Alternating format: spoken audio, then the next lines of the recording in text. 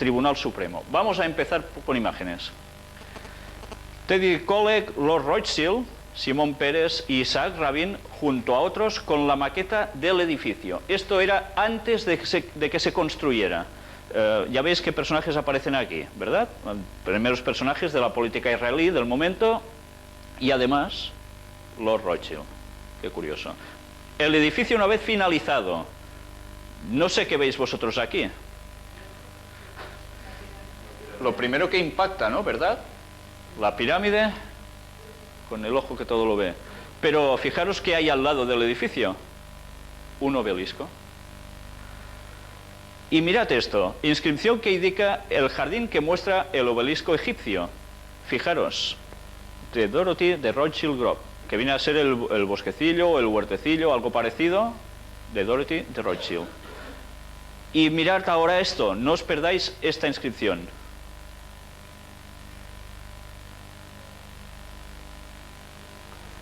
Es la placa en reconocimiento Rothschild con su emblema. Realmente impresionante. Esa pequeña placa que hablaba sobre Rothschild y su dinastía, en agradecimiento, como un reconocimiento por haber ayudado a la construcción del edificio, precisamente encima tenía ese pequeño emblema que, por comparación, aquí quizás se pierde bastante la nitidez, es precisamente lo mismo que veis en el billete de dólar. Yo no sé si lo veis sorprendente, pues esta es la pirámide que antes habéis visto, vista desde el interior del edificio desde una ventana. Es realmente impresionante. No hay palabras, vamos. Pues ya veis, esto precisamente es algo que está en Israel y es un lugar de muchísimo peso en ese país, en esa nación. Y ahora no os perdáis también lo que hay en la frontera entre Israel y Egipto cuando uno llega y va directo para entrar a Israel. Fijaros. Impresionante, ¿no? Vamos a verlo con detalle. Arriba en la cúspide, no puede fallar el ojo que todo lo ve, por supuesto. A un lado una de las columnas con el mundo encima, en la otra aparece el universo. Y ya veis aquí la logia número 59, etcétera, etcétera. No está mal, ¿no? Pues ya veis, ¿quién está dominando Israel, en definitiva? Vamos a ver algo realmente impresionante. Le voy a pedir a Ángel que nos lo traduzca. Está en inglés.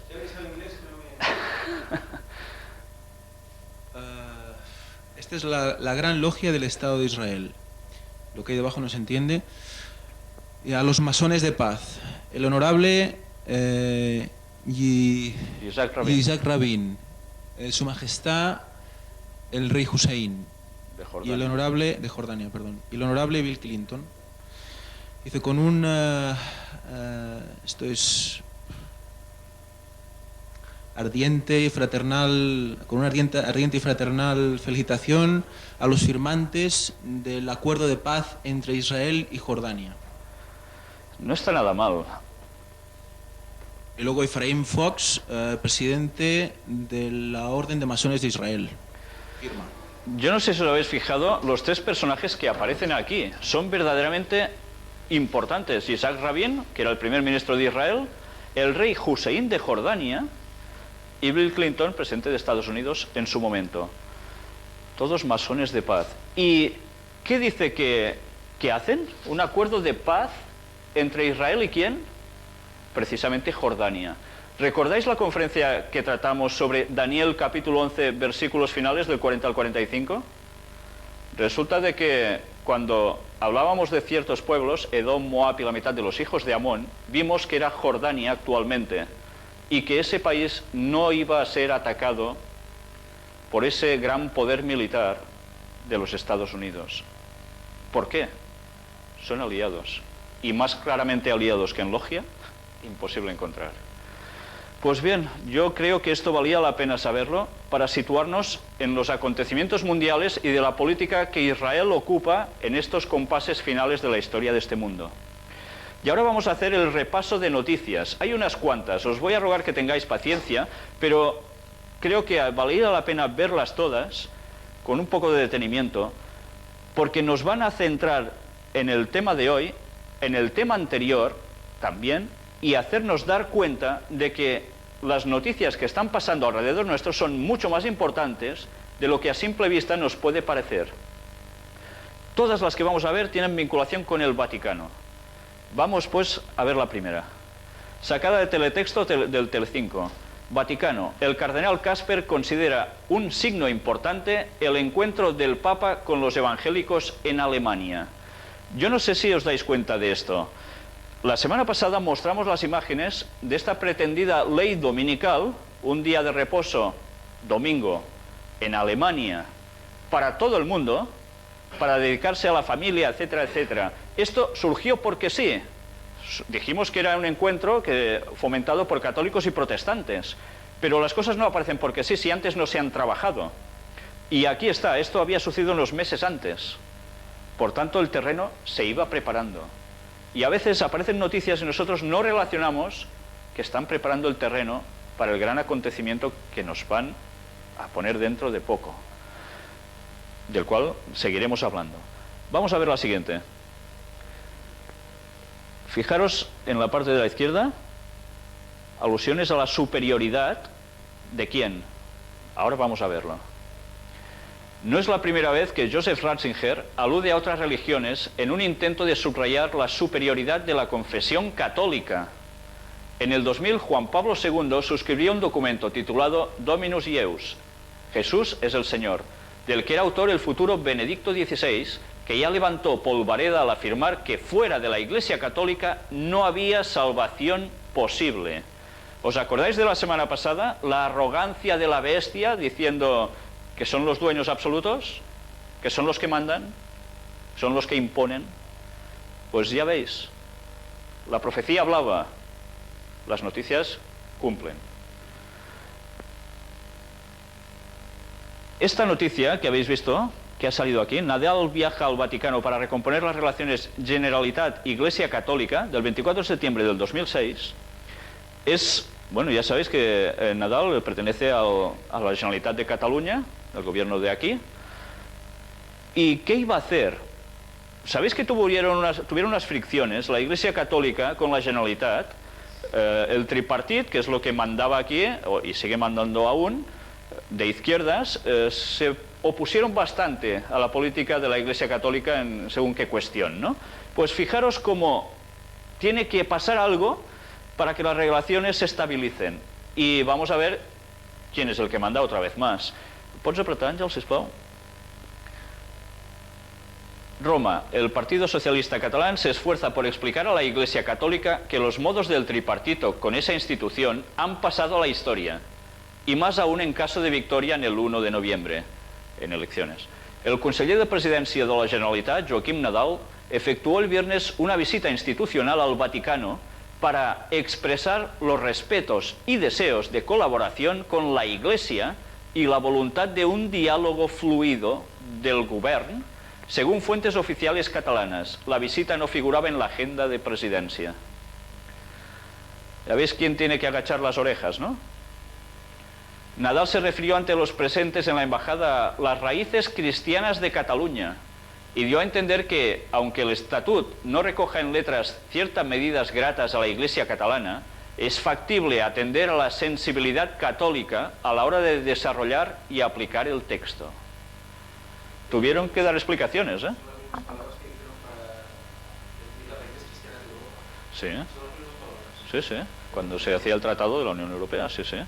Pues ya veis, no se puede estar contra Roma, por buen gobierno que uno pueda ser. Otra noticia, el Papa estrecha lazos con los ortodoxos, sacada del periódico 31 de octubre del 2006. Benedicto XVI aprovechó la visita que recibió ayer de los obispos católicos griegos para expresar su deseo de que un día pueda celebrarse una Eucaristía en común con los ortodoxos. Intensifiquemos las oraciones para que llegue lo antes posible el día en el que podamos partir juntos el pan y beber del mismo cáliz, dijo. Ya veis que entonces lo que aquí se estaba buscando era la unidad entre católicos y católicos ortodoxos de ese otro país. El Papa inicia su viaje más complejo, sacado de La Vanguardia, lunes 27 de noviembre de 2006. Viaje complicado, concebido para el diálogo ecuménico, es decir, entre las varias confesiones cristianas. Pero el viaje, ¿recordáis dónde era? Si habéis visto lo anterior, era precisamente a Turquía. Benedicto XVI recalcó también el encuentro con la Iglesia Ortodoxa, que culminará en una declaración ecuménica conjunta con el patriarca de Constantinopla, Bartolomé I, en Estambul. Por último, bla, bla, bla. Fijaros que lo que se estaba buscando se ha ido fraguando hasta aparecer una noticia posterior que ya también comentaremos. Ahora vamos aquí a La Vanguardia, domingo 11 de febrero del 2007, ya de este año, cumbre ecuménica en Barcelona. Fijaros que nos dice aquí, el Opus Dei organiza el encuentro en lo que representa su compromiso a favor del ecumenismo. El Opus Dei es quizás quien tiene más peso dentro de la organización vaticana actualmente. Pues ya veis lo que hacen, a qué se dedican. De hecho, el catolicismo catalán, históricamente, es pionero en el proyecto ecuménico y en el diálogo doctrinal y cordial entre las diversas confesiones cristianas. Obispos como Josep Pont i Gol y Ramón Torrella impulsaron este espíritu a mediados del pasado siglo. Ya no viene de ahora la cosa. Fue en aquella época cuando, entre otras iniciativas, se creó el aún existente Centre Ecumènic de Catalunya, que dirige el capuchino Joan Botàm. Esta postura del Opus Dei, que es una institución, y aquí se amplía, con fidelidad estricta al Santo Padre, no deja de ser un signo de los tiempos y de la senda por la que la Iglesia Católica encaminará sus pasos en el futuro inmediato. ¿Se va a cumplir la profecía o no? Ya veis cómo va todo encarado. Los vaticanólogos, en efecto, consideran que una de las grandes líneas de actuación del Papa Joseph Ratzinger es la dinamización de los contactos ecuménicos y la reconstitución del abandonado diálogo entre cristianos, especialmente entre católicos y ortodoxos. Eso es así mientras la anhelada visita papal de reconciliación con Rusia está en el horizonte. Fijaros, reconciliación papal con Rusia. Como en su día recordó Salvador Piet Ninot, profesor de la Facultad de Teología de Cataluña y de la Pontificia Universidad Gregoriana de Roma. Fijaros cómo cada vez más el ecumenismo se extiende por todas partes. Por su parte, Antoni Pujals, vicario del Opus Dei para Cataluña, se refirió, entre otros aspectos, a la unidad de los cristianos cuando fue preguntado por La Vanguardia sobre la cara y la cruz de la gestión de Joseph Ratzinger al cumplirse el primer año de su pontificado. La cruz, dijo Pujals, podría ser que no ha tenido aún suficiente tiempo para lograr la unidad de los cristianos, aunque se dan pasos. Por tanto, ¿es su objetivo o no es su objetivo el ecumenismo? La unidad de cristianos. Está clarísimo, y la profecía lo estaba diciendo con muchísimos años de antelación. Sacada de ADN, 19 de febrero del 2007, la Europa Cristiana se reúne en Barcelona. El encuentro contará con la presencia del presidente del Pontificio Consejo para la Promoción de la Unidad de los Cristianos, el cardenal Walter Casper. Esta reunión, organizada por el Opus Dei y el Arzobispado de Barcelona, se engloba en el proceso abierto para fomentar la comunicación entre las diferentes iglesias cristianas de Europa, la católica, la protestante y la ortodoxa. El ecumenismo es un movimiento de unificación de las diferentes confesiones cristianas que este año tiene su culminación en la tercera Asamblea Ecuménica Europea, que se celebrará en septiembre en Sibiu, Rumanía. Ya celebrada. No sé si recordasteis las noticias, este encuentro ya se hizo.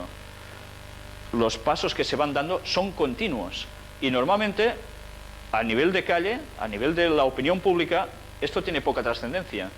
Nadie o muy pocas personas se dan cuenta que todo lo que se está haciendo va a cambiar el mundo enormemente y todos nos vamos a ver implicados porque el poder de la bestia va a ser total.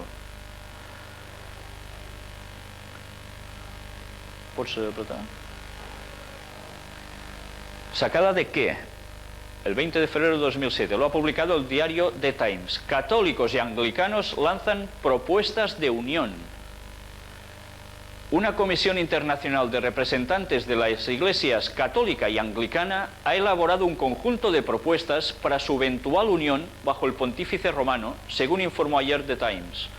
Las propuestas han sido acordadas por obispos veteranos de ambas iglesias y el documento lo estudia actualmente el Vaticano, cuya jerarquía prepara una respuesta oficial, asegura el periódico. Ambas iglesias se separaron en 1534, casi nada. Esta noticia se produce mientras los arzobispos de las 38 provincias de la Comunión Anglicana siguen reunidos en Dar es Salaam, donde intentan evitar un cisma sobre la ordenación de homosexuales en el seno de la Iglesia Episcopaliana de Estados Unidos. La Iglesia de Inglaterra se separó de la de Roma en 1534 por la oposición del Vaticano al divorcio del rey Enrique VIII y Catalina de Aragón. Fijaros en algo muy interesante. Primero se crea un posible cisma, ¿en quién? En la Iglesia Episcopaliana, que es la Iglesia Anglicana en Estados Unidos. ¿Debido a qué? Se dejaba que homosexuales fueran sacerdotes. Evidentemente esto tenía que tener una reacción por parte de los feligreses, que ni mucho menos la mayor parte estaría de acuerdo en esto. ¿Por qué se permitió esto? ¿Por qué se permitió minar a los episcopales? Para que la gente pidiera otra vez volver a las raíces. Y las raíces fundamentales de estos, ¿dónde estaban? Pues están precisamente en Roma. Fijaros que la única gran diferencia entre anglicanos y romanos, en el Vaticano, ¿cuál es? Pues sencillamente, este fue el motivo. Enrique VIII se divorció y se tenía que volver a casar. Desde Roma no se lo aprobaron. Y él dijo, pues ahora yo soy cabeza de la Iglesia en mi país. Esta es la gran diferencia, no hay otra. Si por fin esto se arregla, ¿a quién van a volver? A la Iglesia Madre. Y esa es Roma. Vamos a ver la siguiente noticia. Sacada de 4, en teletexto, 13 de mayo del 2007. El Papa insiste en que la familia es el centro de la misión evangelizadora de la Iglesia. Fijaros, hasta ahora hemos hablado de una serie de noticias muy ecuménicas y ahora de repente nos aparece el tema de la familia. ¿Tiene que ver algo esto? Nosotros, a través de la profecía, sabemos que este va a ser uno de los enclaves, de los puntales, en el que precisamente el Vaticano va a hacer fuerza para volver a unir al cristianismo y a la sociedad. Y aquí lo tenéis. Ya enseñaremos más adelante también escritos donde precisamente esto aparece como profecía. Vamos a ver la siguiente noticia. Sacada de La Vanguardia, 24 de junio del 2007. Dice, Dios no ha muerto, este señor. Y fijaros qué aclara él aquí. El mundo, dijo Castells, es cada vez más religioso. Tenemos una visión muy etnocéntrica desde un pequeño rincón minoritario del planeta, nuestra Europa occidental, en proceso de secularización. Pero el resto del mundo vive un proceso de gran extensión y profundización de la religión. Después Jordi Pujol recordó a André Malrocs, 1901 a 1976, quien hace 4 décadas, cuando muchos sostenían que la religión estaba pasada de moda, afirmó: el siglo XXI será el siglo de las religiones, de la religiosidad.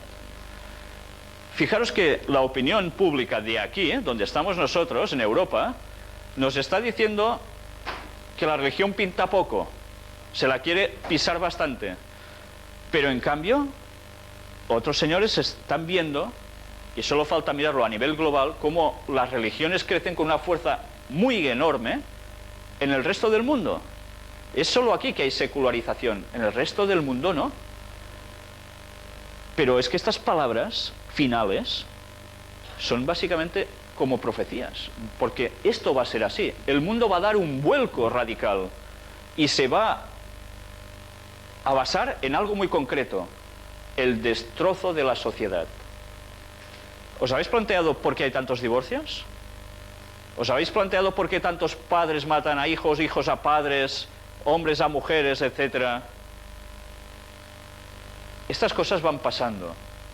Y hay cosas que se pueden evitar y otras que quizás no tanto. Pero sí que es cierto que a través de una cierta permisividad en el caos a nivel de sociedad, va a hacer que las personas pidan algo especial. Y es que se vuelva a instaurar un cierto orden.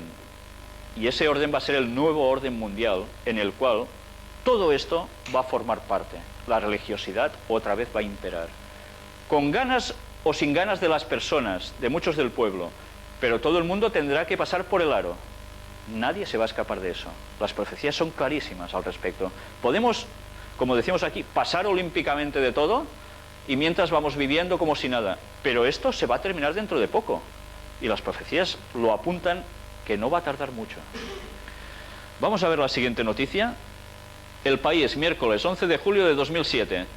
Benedicto XVI vuelve a rectificar al Vaticano con la idea... Me he perdido. Vale. Con la idea de que solo su iglesia es verdadera. Fijaros que hemos estado hablando de mucho ecumenismo, todos unidos, pero hay algo que es trascendental. ¿Cuál es la única iglesia verdadera, según dice él? La católica romana. No hay otra. Los demás están fuera del camino. Roma no comulgará con otros cristianos hasta que asuman la autoridad suprema ¿de quién? ¿De un presidente de alguna nación? Bueno, en cierto modo sí, porque el Papa es cabeza de una nación, del Estado Vaticano, ¿o no? Pero es que además todos se van a supeditar a nivel religioso. Y esto que vimos ya en profecías la semana pasada, vemos ahora el cumplimiento en las noticias. Profecías escritas con muchísimos años de antelación se están cumpliendo delante nuestro. ¿Y eso nos va a dejar iguales? Vamos a ampliar la noticia.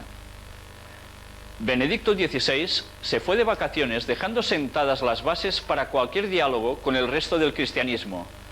Se intentará la aproximación con ortodoxos y protestantes, pero desde el convencimiento de que solo un interlocutor, la Iglesia romana, tiene toda la razón. Casi nada. La comunión con la Iglesia universal, cuya cabeza visible es el obispo de Roma y sucesor de Pedro, no es un simple signo externo de la Iglesia particular, sino uno de sus principios constitutivos internos, por lo que quienes no respetan la autoridad papal sufren en realidad una carencia objetiva en su misma condición de Iglesia particular. Se dice en un pasaje de la Nota Vaticana firmada por el Papa el pasado 29 de junio, festividad de San Pedro y San Pablo. Vamos a detenernos un momento aquí. Antes hemos leído de que la Iglesia Católica tiene una cabeza visible. ¿Cuál es esa cabeza visible? Su líder, el Papa. ¿En base a qué es su cabeza, su líder total? En base a que sigue la sucesión de San Pedro como el primer Papa. Esa es la base hipotética, para ellos cierta, en la cual este señor debe tener el liderazgo. Pero ya veis que las cosas son muy claras. O se sigue lo que ellos dicen y se da el poder al Papa, o estás fuera. No hay más. Vamos a avanzar. La fecha no se escogió al azar, ya que la Congregación para la Doctrina de la Fe basa su descalificación del resto del cristianismo en el hecho de que rompieron con la obediencia al sucesor de San Pedro, en el caso de los ortodoxos, o además dejaron de respetar el sacerdocio sacramental en el caso de los protestantes. Paramos aquí un momento. ¿Sabéis qué es la doctrina de la fe? La Congregación para la Doctrina de la Fe. Antiguamente tenía otro nombre. ¿Alguien lo recuerda? La Inquisición, el Tribunal de la Inquisición. Es lo mismo, con un cambio de nombre. Quizás ahora no hacen ejecutar a nadie, se podría hablar de eso, pero al menos no da esta sensación. Pero sus raíces son las mismas. Y recordáis, Roma no cambia. Quien quiera pretender pensar de que la política de Roma es distinta, en su fondo, se equivoca de lleno. Roma no cambia ni cambiará jamás. Al contrario, los demás tendrán que cambiar para acoplarse a Roma. Porque si no, la mano dura volverá. Y este va a ser el tema que también vamos a tratar hoy. Y fijaros con el sacerdocio sacramental. ¿Qué es esto? Pues nos está remitiendo otra vez al asunto de Eucaristías, a la misa. Ya iremos viendo algo más al respecto. El texto muy esperado puede parecer involucionista. Llega después del motu proprio papal que devuelve vigencia a la vieja liturgia en latín. Hago un paro aquí. Vosotros habíais ido hace, bueno, no sé, claro, tenéis muchas edades distintas aquí, pero yo de pequeño recuerdo ir a iglesias católicas, hace unos 30 y pico de años largos, y haber oído misas en latín. Y esto era lo tradicional, porque antes la misa siempre era en latín, y algo más, ¿era de caras a la gente o de espaldas a la gente? De espaldas. El sacerdote se giraba y le daba la espalda mientras hacía la misa en latín. El Papa, aquí no recuerdo que hayamos incluido esta noticia, dijo de que las misas iban a ser en latín, en según qué sitios, sobre todo en donde hubiera nacionalidades distintas, porque era el idioma común para todos. Con la cual cosa, si no sabéis latín ya podéis ir a misa, que a ver de qué os enteráis. Vais a ver qué beneficio saca el pueblo de esas predicaciones, entre comillas.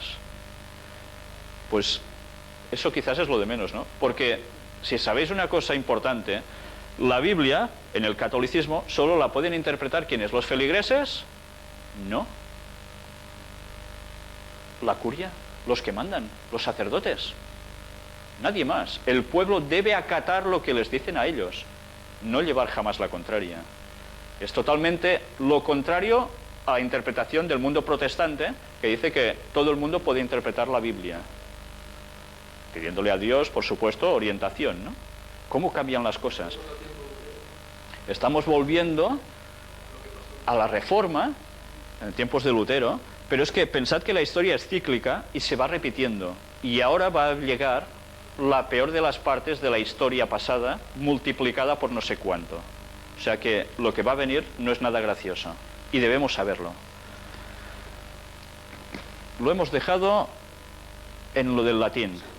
Y dedica su primer punto a proclamar que el Concilio Vaticano II no cambió absolutamente nada desde el punto de vista doctrinal. Hago otro inciso aquí. Cuando se celebró el Concilio Vaticano II, en 1963 aproximadamente, fue el momento de apertura del mundo católico hacia las demás iglesias. Teóricamente la gente pensaba de que se había hecho un gran cambio en la Iglesia Católica. ¿Se cambió algo? No se cambió nada, se cambiaron las apariencias, pero no el fondo. Es muy distinto. Joseph Ratzinger participó en aquel concilio, ya veis, del año 62 al 65, como uno de los teólogos más aperturistas y deseosos de romper con el reaccionismo heredado de Pío XII. Unos años después, a la vista de los acontecimientos de 1968, Ratzinger se alineó con los tradicionalistas. Parece que él hizo un cambio. La afirmación inicial del documento, el Concilio Ecuménico Vaticano II, ni quiso cambiar la doctrina sobre la Iglesia, ni la cambió en absoluto, sugiere una cierta voluntad de suprimir aquel impulso modernizador. O eso parecía. Poder y doctrina lo que gusta en Roma.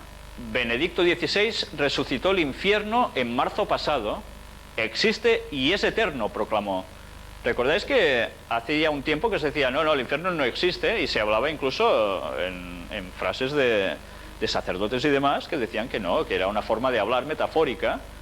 Él dijo, ni hablar del peluquín, el infierno existe. Eso es lo que dijo él. Otra cosa es lo que diga la Biblia, que de eso se podría hablar mucho si el infierno existe o no, aunque el resultado es muy claro. No existe. Pero eso ya lo veremos en otra conferencia.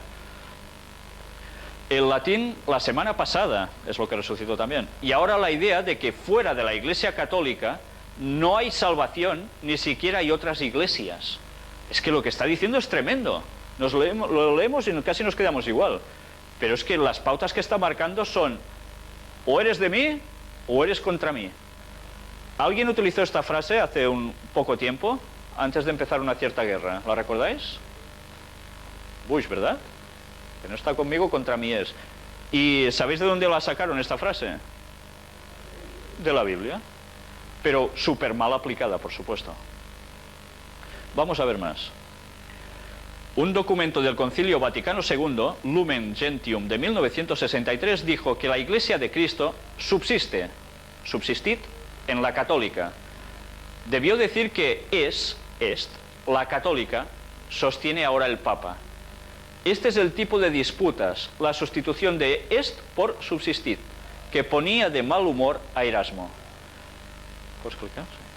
Lo cuenta en Elogio de la locura, decenas de teólogos discutiendo semanas enteras si era pecado menos grave matar a 1 millar de hombres que coser en domingo el zapato de un pobre.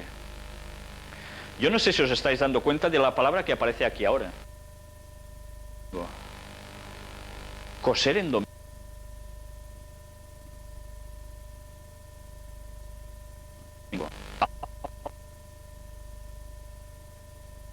Esto nos puede parecer una auténtica tontería. Coser o no en domingo. Casi se ríe uno. Antes esto era sumamente trascendental. Y estos detalles irán volviendo. La semana pasada que estuvisteis presentes, pero vimos cómo se están haciendo pasos agigantados para que el domingo vuelva a ser día de reposo absoluto y se esté en familia. Y no haciendo, bueno, viajando, haciendo cosas, me voy al cine, me voy aquí, me voy allá a comprar. Esto va a ir cambiando. Y estamos viendo, tenemos el privilegio de estar viendo estos pasos proféticos que se están cumpliendo delante nuestro. Cuando yo era niño, esto era profecía aún. Ahora están empezando a ser realidades.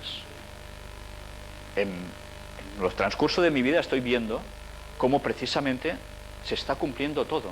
Y estos son los pases finales para la historia del mundo final. Se acaba, no hay más. Aunque la cosa va a seguir. Luego hablaremos de otras profecías que no terminan con la historia que vamos a conocer, sino que aún van más allá. Pero esto va a ser tema de más adelante.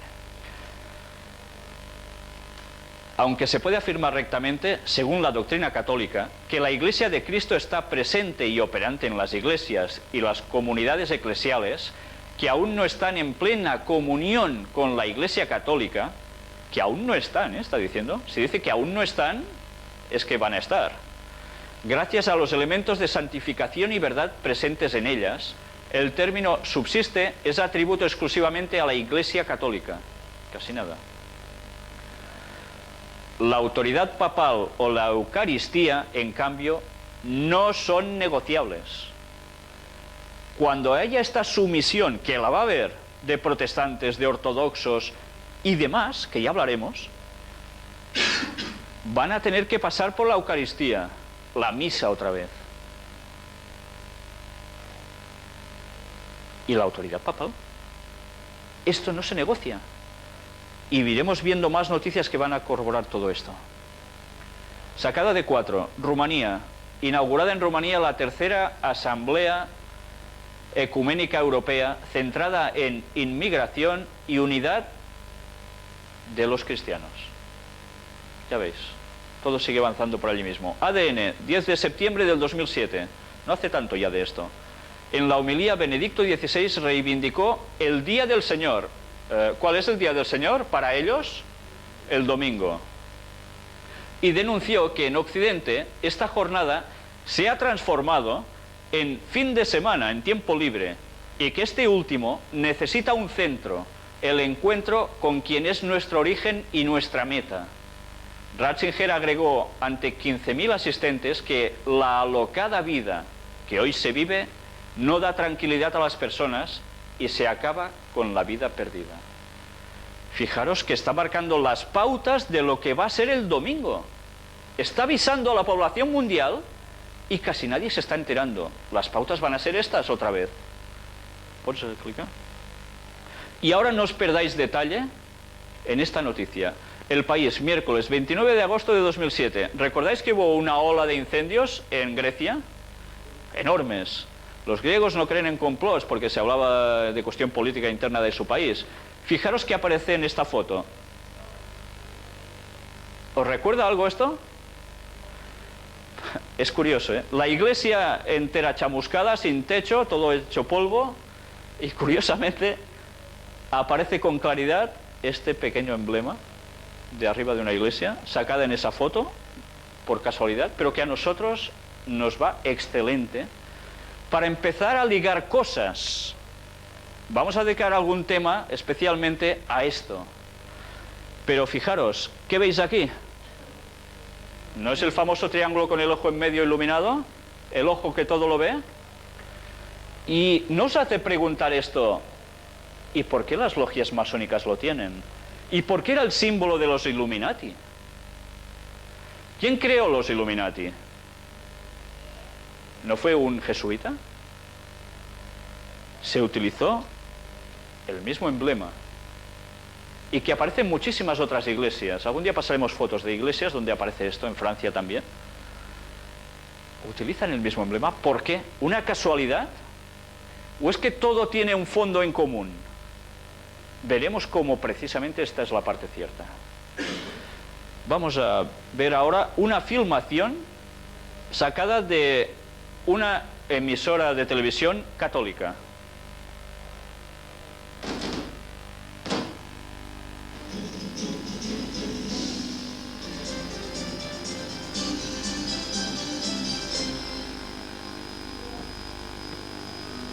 El Papa ha firmado el segundo documento magisterial más importante de su pontificado, Carta sobre la Eucaristía, y se titula El Sacramento del Amor. Técnicamente es una exhortación apostólica o sinodal, o sea, una reflexión sobre las conclusiones del Sínodo de Obispos de octubre del año 2005. El Papa habla de argumentos religiosos como el celibato de los sacerdotes o la importancia de la liturgia, pero también de otros no doctrinales como la libertad religiosa o de los temas en los que los políticos católicos no pueden transigir. ¿Cuál es su labor? Fare leggi. Allora, ¿cuál es el trabajo del político? Hacer las leyes. ¿Y cómo expresa su fe en la Eucaristía un político? El Papa le dice, acuérdate que hay temas que no son negociables, como la familia, la vida y el patrimonio. Le dice, en esos temas tienes que actuar con responsabilidad. El cardenal Scola ha protagonizado en este documento más de 50 consejos prácticos, desde que los sacerdotes estén siempre disponibles para que la gente pueda confesarse, hasta que en las misas por personas de varios países se use el latín. El Papa dedica parte del documento a las mujeres y pide que se reconozca su papel fundamental en la sociedad y en la familia. Además pide que se defienda a la familia porque es el lugar en el que se recibe la formación cristiana. Sottolinea molto l'importanza della famiglia. El Papa destaca la importancia de la familia cristiana porque es el lugar en el que se vive plenamente la fe, sobre todo respecto a la Eucaristía. Por ejemplo, yendo juntos a la misa del domingo. El Papa termina recordando a quienes arriesgan la vida para ir a misa por la persecución religiosa, un guiño a los cristianos de algunos países musulmanes y regímenes comunistas.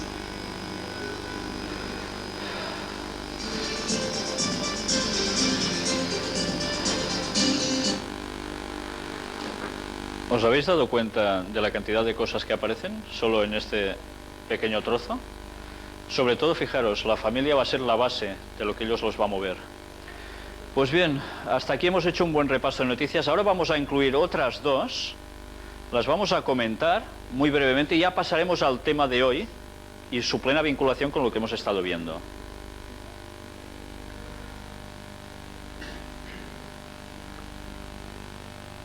Benedicto XVI pide recuperar el domingo como Día del Señor, sacado de Veritas, 10 de septiembre de este año, 2007.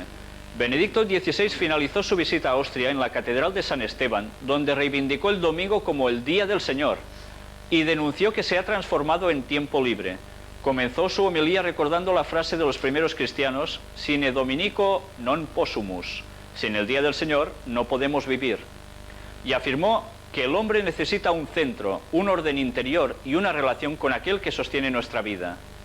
Para el Papa, el domingo tiene que ser la jornada de la gratitud y alegría por la creación, y afirmó que hoy, ante las intervenciones del hombre que ponen al mundo en peligro, es más necesario que nunca darle esa dimensión al séptimo día. Yo no sé si os dais cuenta de lo que está diciendo aquí. ¿Qué aprendimos o qué vimos la semana pasada? ¿Cuál era el séptimo día? Era el sábado, no el domingo. Fijaros como aquí ya sin tapujos. Para ellos el séptimo día, ¿cuál es? el domingo, que le llaman Día del Señor. Y sin el domingo no se puede vivir, dicen.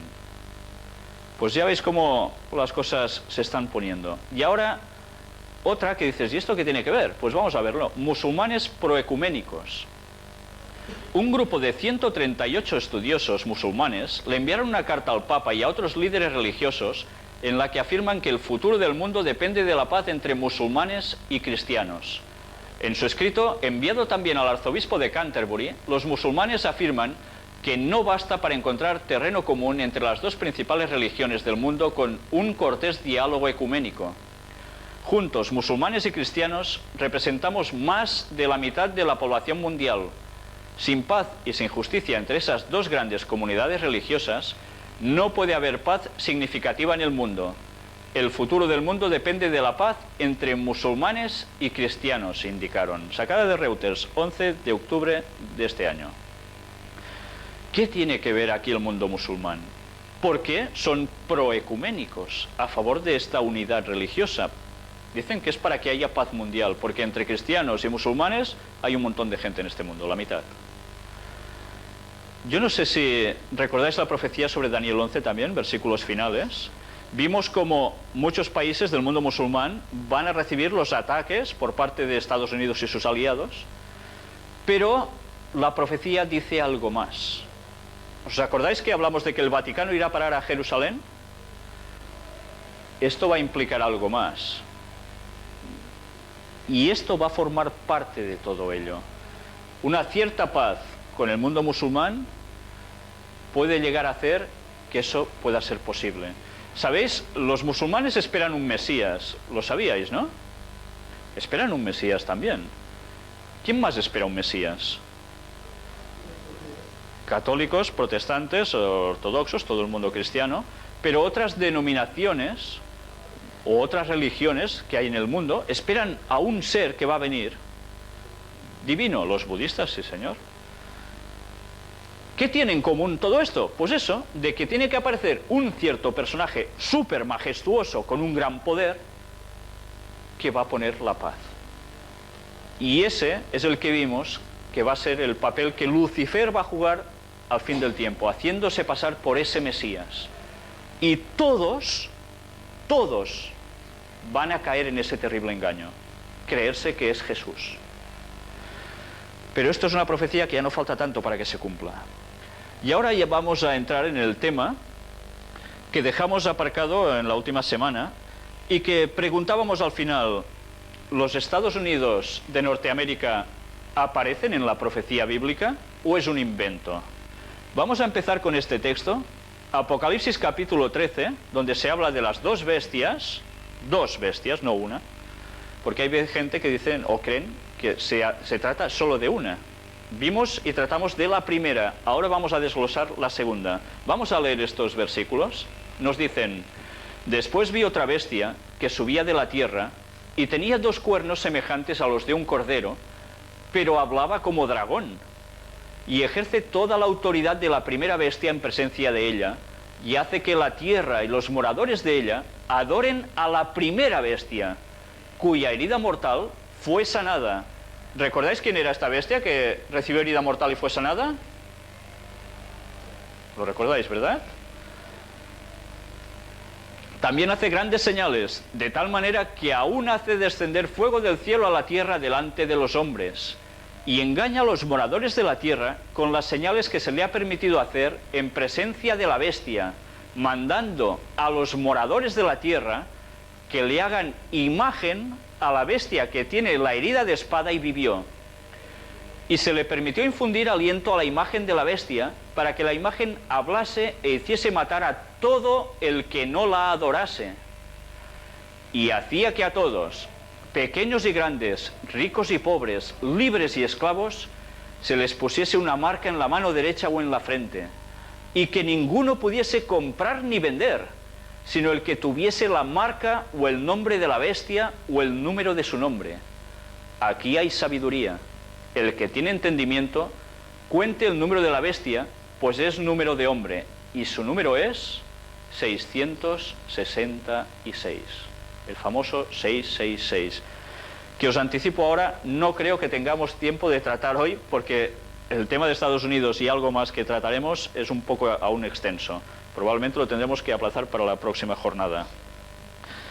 Pues vamos a ver quién es esta otra bestia que subía de la tierra y tenía dos cuernos semejantes a los de un cordero, pero que hablaba como dragón. Aquí tenemos lo que más o menos podía ver el profeta, ¿no? Un cierto bicho, un búfalo, con dos cuernos, así parecidos a los de un cordero. Fijaros, la bestia de dos cuernos no es, por tanto, parte de la primera bestia, son dos de distintas. ¿Qué más vemos ahora aquí? Tierra, de donde sale esta bestia, dice que sale de la tierra. ¿Recordáis? La anterior decía que salía de ¿qué sitio? Del mar, un lugar donde había muchas aguas. Y llegamos a la conclusión, por pruebas bíblicas mismo, por interpretación, de que el mar era muchedumbres, gentes, mucha gente.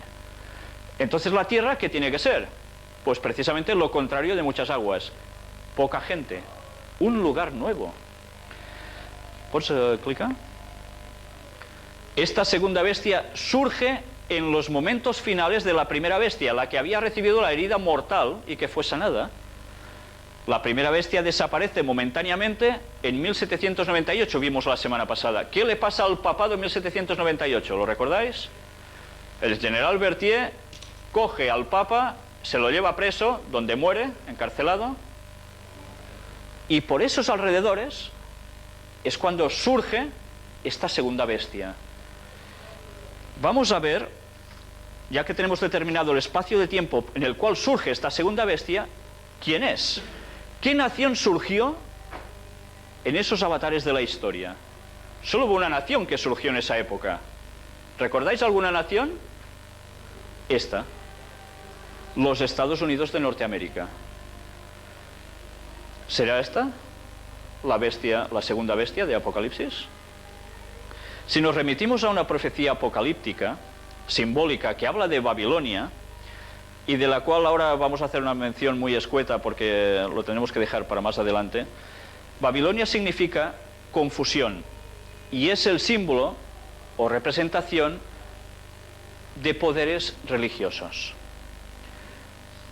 Una unión de poderes religiosos. Muy complicado esto, ¿eh? Si nos basamos en esto, ¿cuál es la religión que impera en este país? Hasta ahora ha sido clave el protestantismo. Es la religión que manda en general en Estados Unidos. Las bases de la Constitución de los Estados Unidos de Norteamérica expresan precisamente la clara separación entre Iglesia y Estado. Son dos cosas que van distintas, no se pueden unir. Por tanto, ¿qué sucede con eso? Queda garantizada la libertad religiosa para todos. Pero curiosamente ahora hay una presión muy fuerte de judíos, de protestantes y católicos que están presionando, diciendo de que es una mala interpretación de la Constitución que Iglesia y Estado vayan separados. Esto es tremendo. No se había planteado nunca esto en Estados Unidos hasta hace pocos años. Y ahora cada vez está cogiendo más fuerza esta versión. Vamos a ver, precisamente en un resumen aquí, dos cuernos semejantes a los de un cordero. ¿Qué significa eso? Pues juventud, inocencia, ser manso. Y recordamos, el cordero también era símbolo de Cristo. Entonces, ¿qué eran esos dos cuernos de esta bestia? Pues veíamos que los cuernos eran el reino en sí, ¿no? Es el carácter de su gobierno y sus dos principios fundamentales. Estados Unidos se ha basado siempre en republicanismo y ¿qué más? Protestantismo. Estos son los dos pilares de esta nación. Pero fijaros ahora qué cambio tan tremendo ha sufrido Estados Unidos. Vamos a ver una carta que no tiene desperdicio, escrita en 1945 por, mirad, aquí lo tenéis, Truman, que era el presidente de Estados Unidos, al cardenal Pacelli, el papa de la época, al terminar la Segunda Guerra Mundial. Vamos a leer y os daréis cuenta de cuál era la política y el pensamiento de esa nación y cómo las cosas han cambiado dramáticamente en muy poco tiempo. No tiene desperdicio esta carta. Dice, estimado señor Pacelli, como bautista, que es la religión a la que él pertenecía, y como jefe del ejecutivo de la mayor y más poderosa nación del mundo, en la cual todos me llaman simplemente señor Truman, no puedo dirigirme a usted como su santidad, título perteneciente a Dios. Ya dices, toma, primera pedrada, ¿no?, que le suelta. Nosotros en los Estados Unidos consideramos todos los hombres iguales delante de Dios y nos dirigimos a ellos por sus verdaderos nombres. Por eso mismo es que me dirijo a usted simplemente como señor Pacelli. El pueblo que me eligió como su jefe ejecutivo es una nación democrática, amiga de la paz. Por lo tanto, mi deber es procurar la cooperación de aquellos que realmente hayan dado pruebas de desear la paz y trabajar para conseguirla, no de los que gritan paz y fomentan la guerra. No creo que usted ni su iglesia se encuentren entre los que verdaderamente procuran la paz y trabajen por ella. Vaya pedrada también.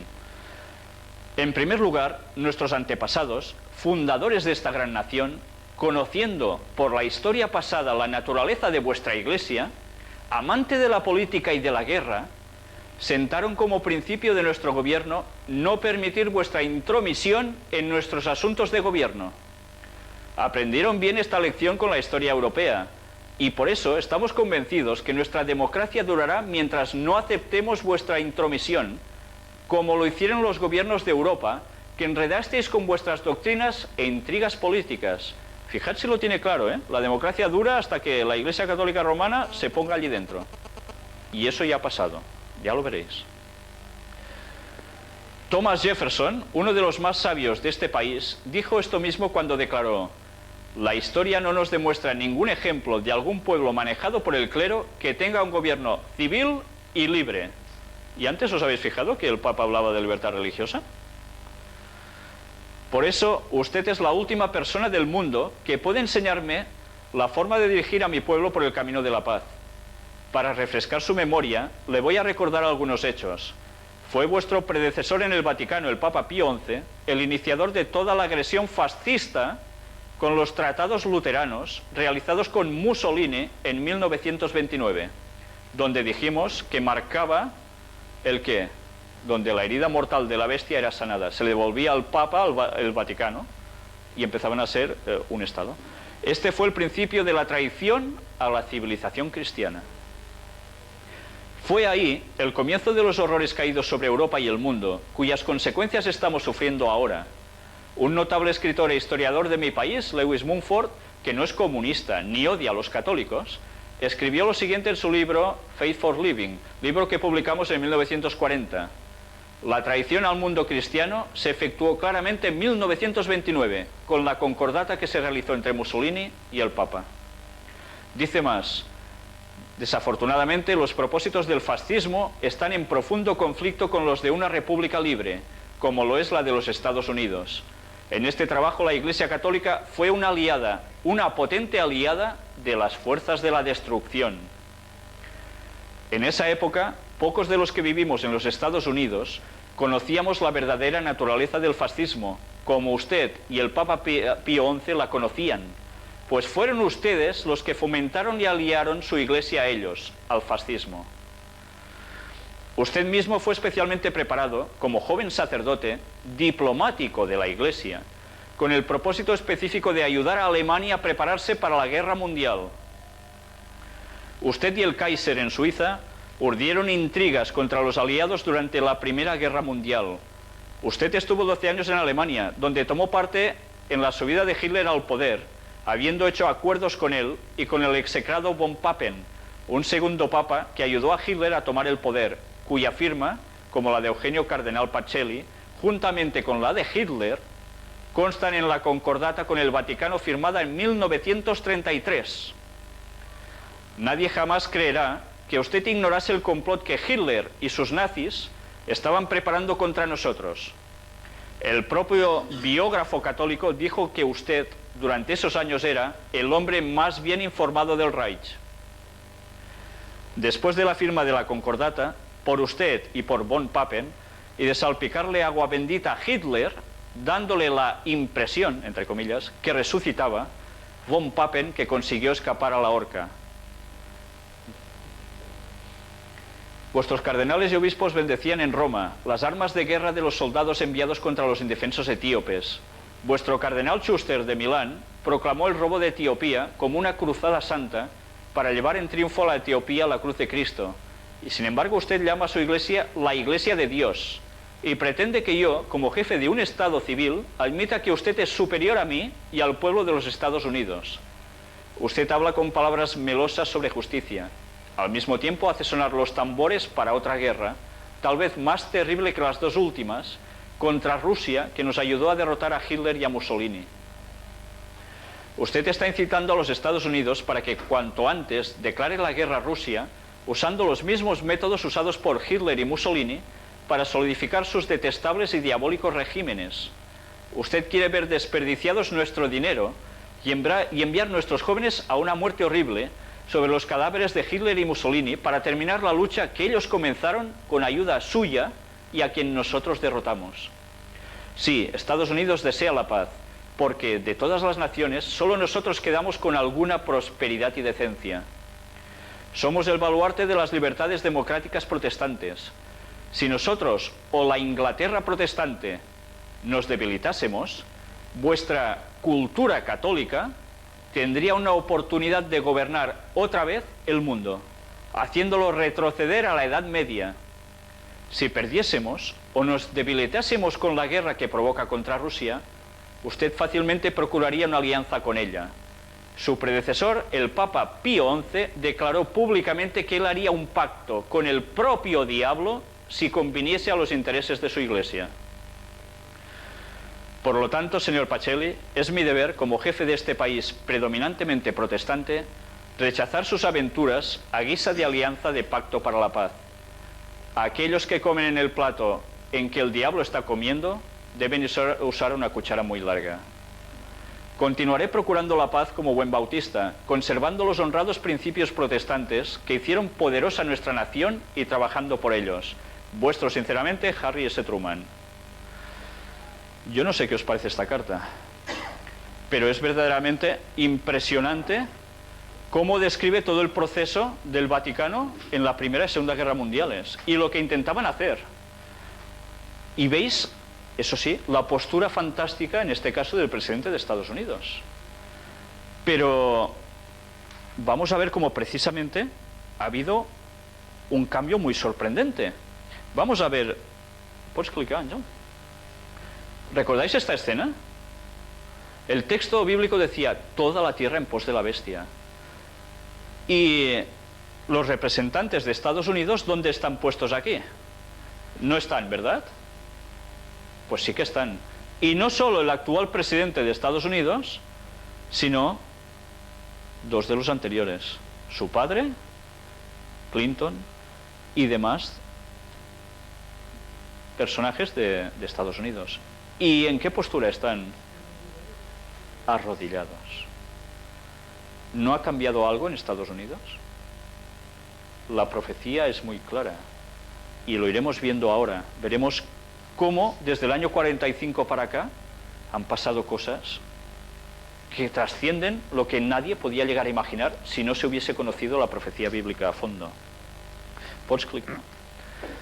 Decía el texto, pero hablaba como dragón. Esto es cambio de actitud en algún momento de su historia. Decía que tenía cuernos como de cordero, pero hablaba como dragón. Estados Unidos nació de un modo muy manso, huyendo del catolicismo en Europa. Y luego va a hacer un cambio en su historia. Va a hablar como un dragón. ¿Quién es el dragón? ¿Lo recordáis? Satanás. Pues, a pesar de todo, recordemos que esta profecía dice algo muy concreto. Nos pinta el panorama ¿contra quién? Contra el pueblo de Dios auténtico. Y no debemos olvidar esto. Se nos está hablando aquí de papado, de Estados Unidos, pero sobre todo se está pintando el panorama contra el pueblo auténtico de Dios. Y precisamente es algo que ya se está fraguando y que dentro de poco vamos a contemplar y a vivir quizás. ¿Qué es el hablar de una nación? El hablar de una nación es precisamente los actos de sus autoridades legislativas y judiciales. Por esos actos la nación desmentirá los principios liberales y pacíficos que expresó como fundamento precisamente en su Constitución, es el fundamento de su política. Y la predicción de que hablará como dragón después, es que hay un cambio allí. Algo va a hacer muy importante esta nación. Dice que ejercerá toda la autoridad de la primera bestia. La primera bestia, ¿qué autoridad tenía? ¿Recordáis? Era un poder muy fuerte. El Vaticano durante toda su historia ha sido un poder arrollador. Pues este poder, esta segunda bestia, algo parecido va a hacer. ¿Y qué va a sacar entonces? Pues lo mismo, la intolerancia que tenía también el Vaticano. Vamos a ver otra que nos dice: y hace que la tierra y los moradores de ella adoren a la primera bestia, cuya herida mortal fue sanada. Esta segunda bestia lo que provoca es que se adore a la primera bestia. La autoridad de esta nación será empleada para imponer alguna observancia en homenaje a la primera bestia. ¿Y eso será cuándo? Pues después de que la herida mortal es sanada. Vamos a ver aquí algo. Hechos consumados, nada más. La herida mortal, ¿ha sido sanada o no ha sido sanada? Juan Pablo II con Ronald Reagan. ¿Pots tornar enrere, sisplau? Bill Clinton, ¿con quién? Con Juan Pablo II. George Bush, presidente actual, con Juan Pablo II. Si hemos leído la carta de 1945, esto era impensable, ¿verdad? ¿Pots apretar? Y esta es la culminación.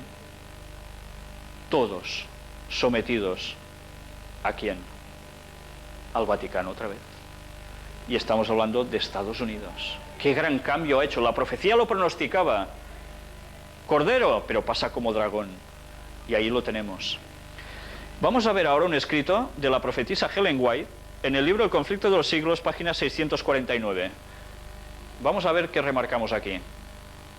Mientras Satanás trata de destruir a los que honran la ley de Dios, los hará acusar como transgresores de la ley, como hombres que están deshonrando a Dios y atrayendo sus castigos sobre el mundo. Casi nada, ¿eh? Lo que está diciendo aquí es muy fuerte.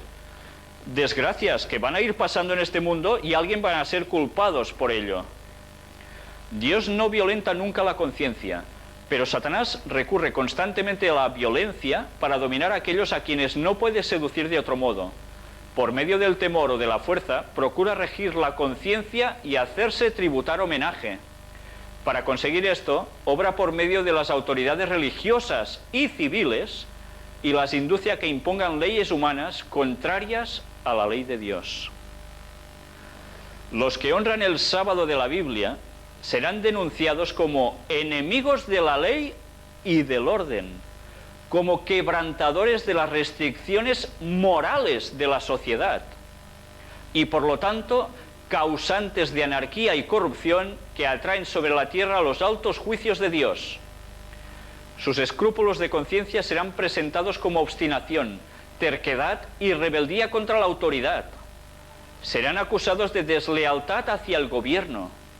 Los ministros que niegan la obligación de observar la ley divina, está hablando de ministros del Evangelio, de predicadores, predicarán desde el púlpito que hay que obedecer a las autoridades civiles porque fueron instituidas por Dios. En las asambleas legislativas y en los tribunales se calumniará y condenará a los que guardan los mandamientos. Se falsearán sus palabras y se atribuirán a sus móviles las peores intenciones. A medida que las iglesias protestantes rechacen los argumentos claros de la Biblia en defensa de la ley de Dios, desearán imponer silencio a aquellos cuya fe no pueden rebatir con la Biblia. Aunque se nieguen a verlo, el hecho es que están asumiendo actualmente una actitud que dará por resultado la persecución de los que se niegan en conciencia a hacer lo que el resto del mundo cristiano está haciendo y a reconocer los asertos hechos en favor del día de reposo papal. ¿Cuál era el día de reposo papal? El domingo. Los dignatarios de la Iglesia y del Estado se unirán para hacer que todos honren el domingo y para ello apelarán al cohecho, a la persuasión o a la fuerza. La falta de autoridad divina se suplirá con ordenanzas abrumadoras. La corrupción política está destruyendo el amor a la justicia y el respeto a la verdad.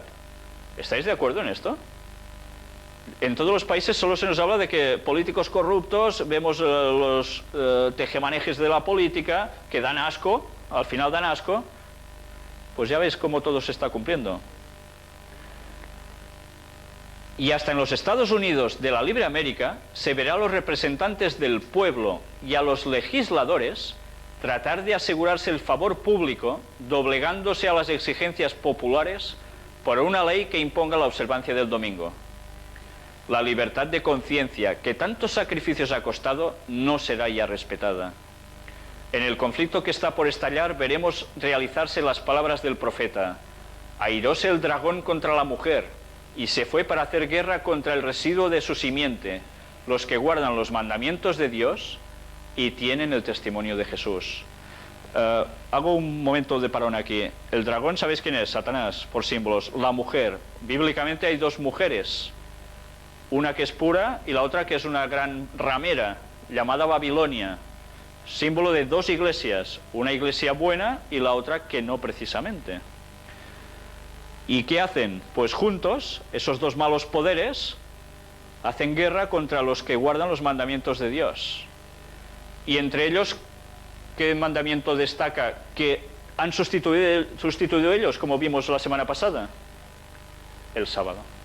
El sábado se pisa, pues por tanto se persigue a ese pueblo que guarda el sábado. Y se les va a aplicar a ellos un montones de desgracias. Pues bien, vamos a ver un poco, o nos vamos a preguntar, ¿qué es la marca de la bestia? ¿Cuál es el 666? ¿Qué es ese decreto que prohibirá comprar y vender? Incluso un decreto de muerte para quien no haga caso a eso. Son palabras muy fuertes, ¿eh? Como hemos visto anteriormente, el signo de la autoridad papal, ¿cuál es? El domingo. Es su gran marca. En la antigüedad, la nobleza o realeza no firmaban documentos como nosotros ahora hacemos. Los decretos se sellaban. Aquí tenemos una imagen. Ejemplos de sellos con texto especular de época romana. Sello de bronce de Herculano, siglo I, sello de oro de Roma, siglo III.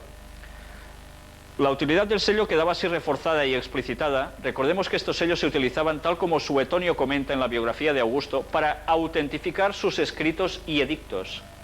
Era utilizado por el propio emperador en el caso que nos ocupa, y por el tipo de inscripción que posee, el sello era utilizado por un legado imperial en el territorio. Ya veis cómo se marcaban las cosas, ¿eh? Con sellos. Era el signo de autoridad. Pero fijaros cómo precisamente ley y sello va unido. No se pueden separar. ¿Pots apretar, sisplau? En un sello encontramos tres cosas distintas: el nombre o título descriptivo de la persona o poder que utilizaba el sello, el territorio que abarcaba y el derecho de gobernar que tenía. En el caso del papado, ¿qué sería? Vamos a verlo ahora. El nombre, Papa, curiosamente también se adjudica todos los títulos del emperador Rey Sol del Imperio Romano, y además adoptó su día sagrado, que ¿recordáis cuál era el día de los paganos romanos? De adoración al sol, precisamente, el domingo. Pues ese día lo adoptó el papado. Su territorio, imponerse en todas partes. Sustituto de Dios, es lo que él pretende que es. Ese es su derecho a gobernar, dice. Vamos a ver ahora que Dios también tiene su sello. Es importante esto que ahora estáis viendo aquí, ya veréis por qué. El nombre Jehová es su nombre o título, creador. Es creador de todo, todo es suyo, todo el territorio, cielos y tierra. Es Dios, es su derecho a gobernar. Y si ley y sello van unidos, ¿dónde encontramos el sello de Dios? En los mandamientos de Dios, en la ley de Dios. Fijaros, sello y ley juntos. ¿Hay algún mandamiento en la ley de Dios que determine cuál es el sello de Dios? Vamos a verlo ahora. Tres textos distintos. El primero, Éxodo 20, del 8 al 11, donde se encuentran los 10 mandamientos. Acuérdate del día de reposo para santificarlo, que en otras versiones ya nos dice claramente sábado. 6 días trabajarás y harás toda tu obra. mas el séptimo día es reposo para Jehová tu Dios. No hagas en él obra alguna, tú, ni tu hijo, ni tu hija, ni tu siervo, ni tu criada, ni tu bestia, ni tu extranjero que está dentro de tus puertas. Porque en 6 días hizo Jehová los cielos y la tierra, el mar y todas las cosas que en ellos hay, y reposó en el séptimo día. Por tanto Jehová bendijo el día de reposo y lo santificó. Otro texto, Éxodo 31, versículos 13, 16 y 17. Tú hablarás a los hijos de Israel diciendo: en verdad vosotros guardaréis mis días de reposo, porque es que señal entre mí y vosotros por vuestras generaciones, para que sepáis que yo soy Jehová que os santifico. Guardarán pues el día de reposo los hijos de Israel, celebrándolo por sus generaciones por pacto perpetuo. Señales para siempre entre mí y los hijos de Israel, porque en 6 días hizo Jehová los cielos y la tierra, y en el séptimo día cesó y reposó. Y el último texto, Ezequiel 20, 12 y 20. Y les di también mis días de reposo, para que fuesen por señal, dice otra vez, entre mí y ellos, para que supiesen que yo soy Jehová que los santifico. Y santificad mis días de reposo y sean por señal entre mí y vosotros, para que sepáis que yo soy Jehová vuestro Dios. Bueno, entonces, ¿cuál es el sello de Dios? El sábado. Es que está clarísimo. La marca de la bestia, domingo. Es lo que se contrapone al sello de Dios, que es el sábado. El papado ha hecho una cosa muy clara, ha usurpado el día sagrado de Dios. Ha pasado la santificación de un día de reposo muy claro, el sábado, al domingo. Ha hecho la contraposición a lo que Dios decía. Pero el sábado es solo para los judíos. Sabéis que los judíos tradicionalmente siempre han guardado el sábado, y se dice, en el mundo cristiano en general, que el sábado era solo el día para los judíos. Vamos a ver si es solo para los judíos o no. Veamos las respuestas precisamente en textos bíblicos, para que veáis que nadie se inventa nada aquí. En la creación, Dios ya santificó el sábado y se lo dio al hombre. Adán fue el primer hombre que estaba viviendo en la tierra. ¿Era judío Adán? Claro, sería judío, sería chino, sería de todo un poco, porque todas las naciones han salido de él, bíblicamente hablando. Pues vamos a ver qué pone en esos momentos de la creación del hombre. Génesis capítulo 2, versículos del 1 al 3. Fueron pues acabados los cielos y la tierra, y todo el ejército de ellos. Y acabó Dios en el día séptimo la obra que hizo, y reposó el día séptimo de toda la obra que hizo. Y bendijo Dios al día séptimo y lo santificó, porque en él reposó de toda la obra que había hecho en la creación, en el principio del mundo. Vamos a ver cómo Jesús tampoco anuló la validez del sábado. Mateo 5, 17 y 18 dice: no penséis que he venido para abrogar la ley o los profetas. No he venido para abrogar, anular, sino para cumplir. Porque de cierto os digo que hasta que pasen el cielo y la tierra, ni una jota ni una tilde pasará de la ley hasta que todo se haya cumplido. Vamos a ver cómo Jesús también guardaba el sábado. Vino a Nazaret, donde se había criado, y en el día de reposo entró en la sinagoga conforme a su costumbre y se levantó a leer.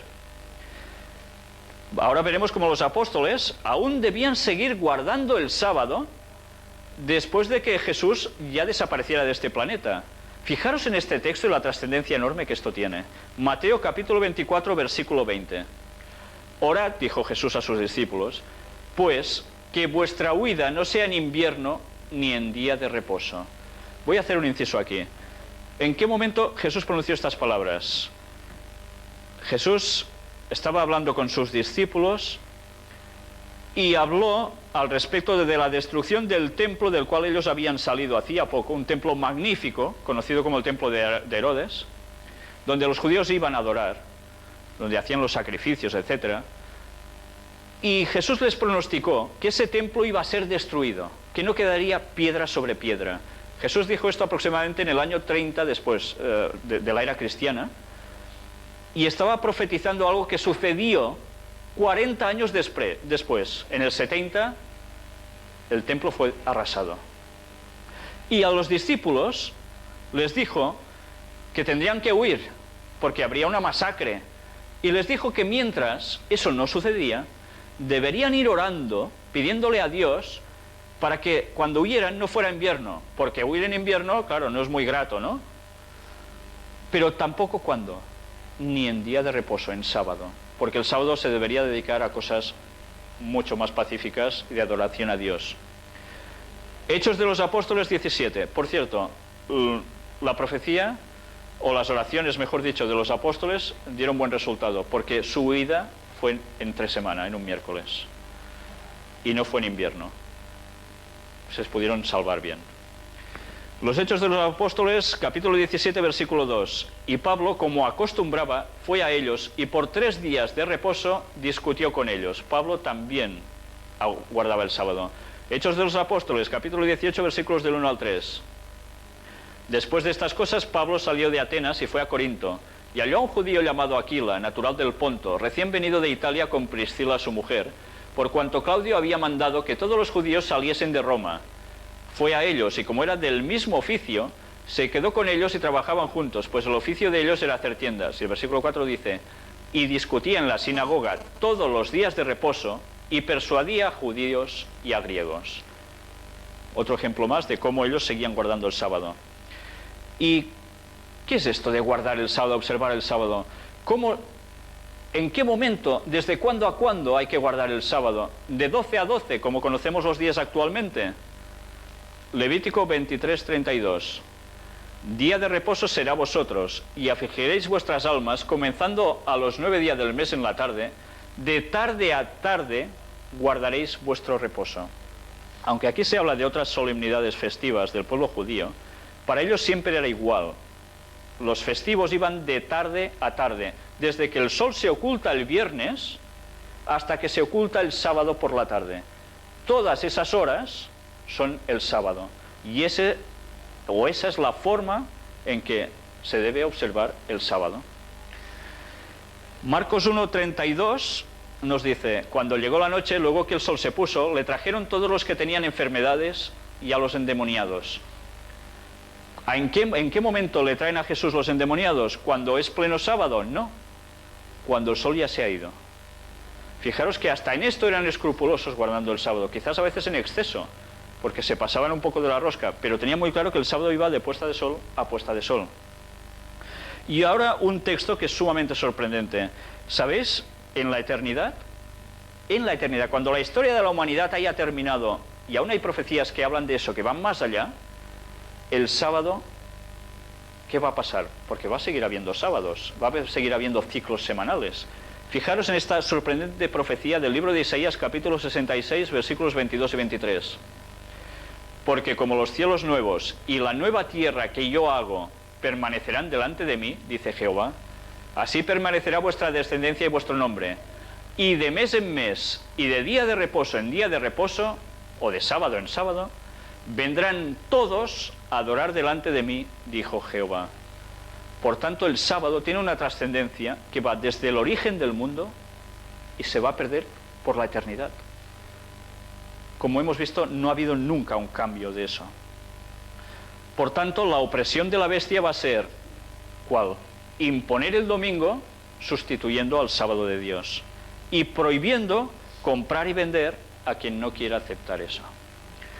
Por tanto, el sábado, según las profecías, va a ser el punto del gran conflicto del tiempo del fin. Y es lo que va a definir quién es de Dios y quién no. Esta es la clave de lo que va a pasar en el mundo dentro de muy poco.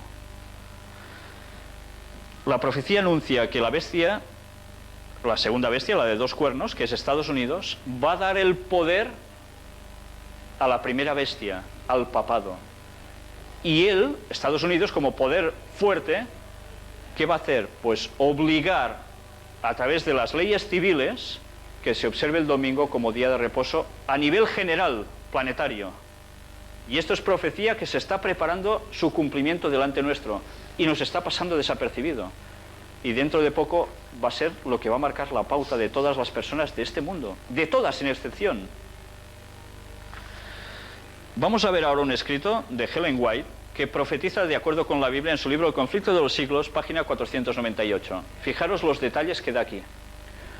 Cuando las iglesias principales de los Estados Unidos, uniéndose en puntos comunes de doctrina, influyan sobre el Estado para que imponga los decretos y las instituciones de ellas, entonces la América protestante habrá formado una imagen de la jerarquía romana y la inflicción de penas civiles contra los disidentes vendrá de por sí sola.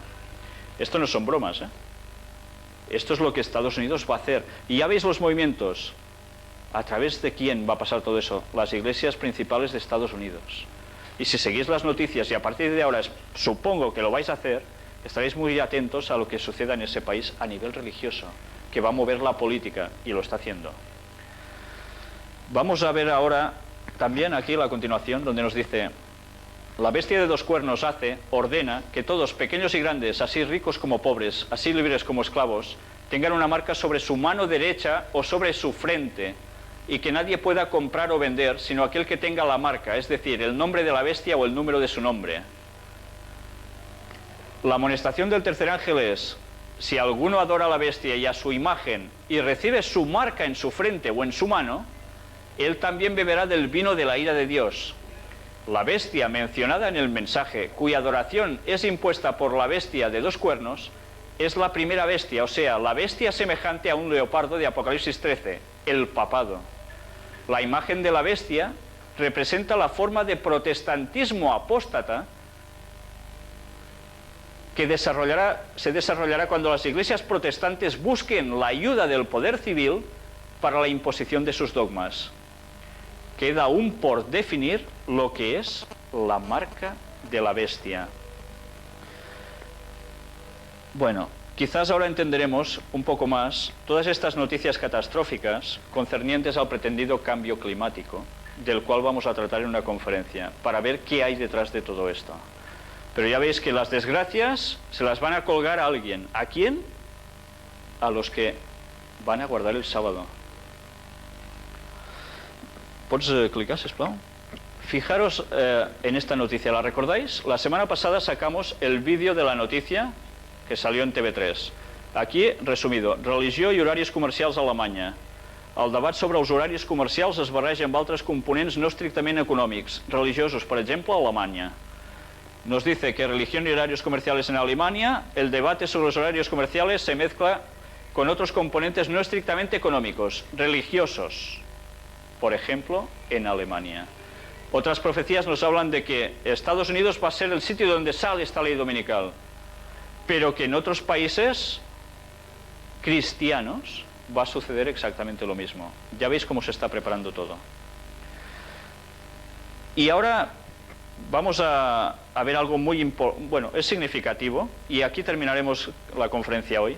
Una curiosidad. En astronomía nos han quedado unos signos que tienen una equivalencia que es realmente pagana. ¿Pots verlo? Vamos a ver los significativos que son. Bueno, primero vamos a ver esto. ¿Recordáis el juego de Imbo? Que en su día tuvimos una conferencia dedicada exclusivamente a esto, donde se veía el ataque a las Torres Gemelas, el 11S, el Pentágono, etcétera, etcétera. Esas cartas dicen mensajes impresionantes. Y entre ellos que vemos aquí, ¿qué es esto? Plaga de demonios. ¿Dónde están? Esto es Estados Unidos. ¿Cómo? Esto es Estados Unidos. El Capitolio. ¿Por qué pone esto aquí? Pero, ¿y al lado? Ciudad del Vaticano. Y fijaros, ¿recordáis que mostramos ya esa carta también anteriormente? El Papa, ¿y qué lleva en la mitra, en la cabeza, en ese gorro? El triángulo con el ojo. Estos dos poderes, juntos, son los que van a hacer que el mundo pase por su criterio. Y ese criterio va a ser imponer el domingo como día de reposo para todos. Y vamos a terminar precisamente, bueno, aquí hay algo más aún sobre Elena White, que es realmente impresionante. Vamos a dejarlo para el próximo día, porque si no... ¿Sí? 5 minutos. Bueno, aprovechamos el tiempo, vamos a aprovecharlo y cerramos. ¿Pots apretar para ampliarlo? Se ha demostrado que los Estados Unidos de Norteamérica son el poder representado por la bestia de dos cuernos semejantes a los de un cordero, y que esta profecía se cumplirá cuando los Estados Unidos hagan obligatoria la observancia del domingo, que Roma declara ser el signo característico de su supremacía. Pero los Estados Unidos no serán los únicos que rindan homenaje al papado. La influencia de Roma en los países que en otro tiempo reconocían su dominio dista mucho de haber sido destruida. Y la profecía predice la restauración de su poder. Y vi una de sus cabezas como si hubiese sido herida de muerte, y su herida mortal fue sanada, y toda la tierra maravillóse yendo en pos de la bestia.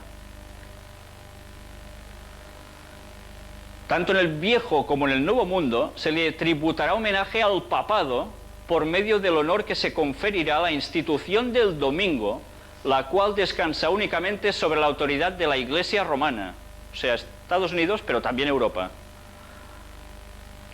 Se repetirá el aserto de que los juicios de Dios caerán sobre los hombres en castigo por no haber observado el domingo como día de reposo. Quedaros con el cambio climático. Y estos son los signos astronómicos que antes os comentaba. ¿Veis el primero de la izquierda, el signo del Sol?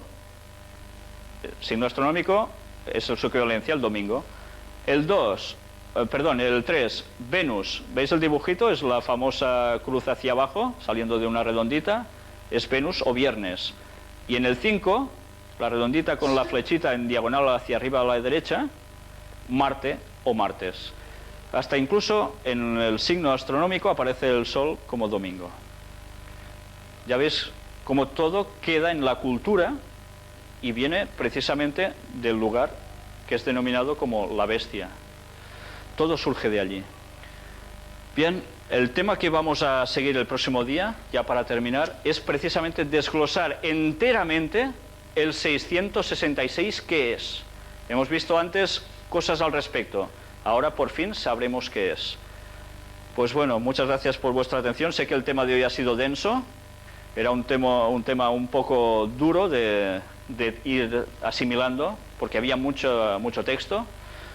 Pero es un concepto que debe quedaros muy claro. Dentro de poco, estad atentos porque la profecía se va a cumplir. Estad atentos porque van a salir leyes favoreciendo el domingo como día de reposo y unidad del cristianismo en general. Si ya sabéis lo que es, ¿vosotros aceptaréis esa ley? ¿O guardaréis el sábado, que es el sello de Dios? Porque al final no habrá alternativa. Lo dejamos aquí. Muchas gracias.